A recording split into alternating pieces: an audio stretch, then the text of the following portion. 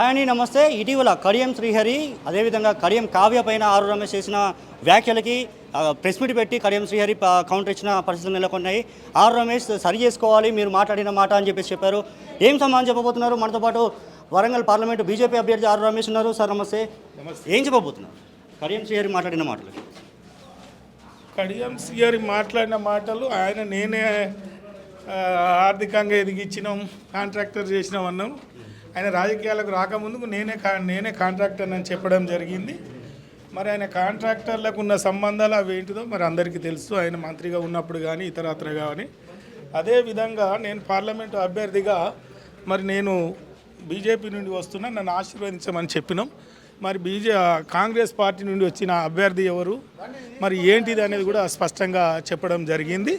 మరి ప్రజలు అన్ని విధాలుగా ఆలోచన చేస్తున్నారు. ఈరోజు ఈ భారతదేశంలో ఉన్న ప్రజలు సుఖ సంతోషాలతో ఉన్నారు అని అంటే మోడీ గారి నేతృత్వంలో ఈ 10 సంవత్సరాలుగా మరి ప్రపంచ దేశాలను తట్టుకొని భారతదేశం వైపు కన్నెత్తి చూడకుండా, ఇతర దేశాలు కన్నెత్తి చూడకుండా సుపరిపాలన జరిగిస్తున్న మోడీ గారి నాయకత్వం మళ్ళీ రావాలని కోరుకుంటున్నారు. కాబట్టి ఆ పార్టీ బలపరిచిన అభ్యర్థిగా రేపటి ఎన్నికల్లో ఘన విజయం సాధించడానికి సిద్ధంగా ఉంది.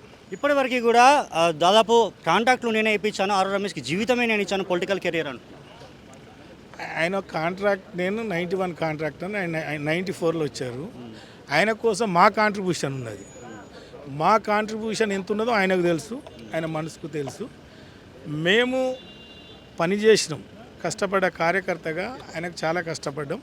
కాంట్రాక్టర్గా నేను కాంట్రాక్టర్గా ఉన్నప్పుడు తమ్మి నేను ఇక్కడికి వస్తున్నా, నీ సహకారం కావాలని నన్ను అడిగిండు. ఇప్పుడు కడియం కావ్య గుంటూరు వాసి, ఇక్కడ అమ్మాయి కాదు అని చెప్పేసి అన్నారు. మతం మీద కూడా మాట్లాడారు. అసలు ఆరు రమేష్కి అవగాహన ఉందని కడియం శ్రీహరి అన్నారు. ఆయనకు అవగాహన లేదు. నేను జరిగిన విషయం మాట్లాడినాం, వాస్తవాలు మాట్లాడినాం. దాన్ని రాజకీయంగా వేరే ఉద్దేశం కాదు. మేము జరిగింది ఏంది, ఇక్కడ మేము స్థానికంగా ఉన్నాము, మాకు అవకాశం కల్పించండి, ఆశీర్వదించమన్నాము. మరి వారు ఇక్కడ పుట్టింటి బిడ్డగా మెట్టింటికి పోయినప్పుడు ఎక్కడ అని మేము మాట్లాడినాం. దాన్ని రాజకీయంగా మాట్లాడడం ఆయన అర్ధరైతు. కన్ఫ్యూజ్లో ఆయన ఇష్టం వచ్చినట్టు మాట్లాడుతున్నారు. మేము అన్నది స్పష్టంగా జరిగింది ఏంది, ఇక్కడ పుట్టింటి బిడ్డ కావచ్చు, మెట్టింటి పరిస్థితి అది అని చెప్పినాం. ఓకే, అంటే ఇప్పుడు చూస్తున్నాం రైట్, ఇది సిచ్యువేషన్.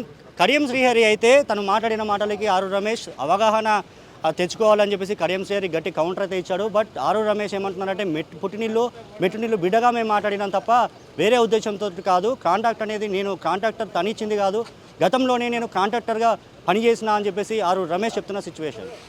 వరంగల్ నుండి యోగి తొలివెలు.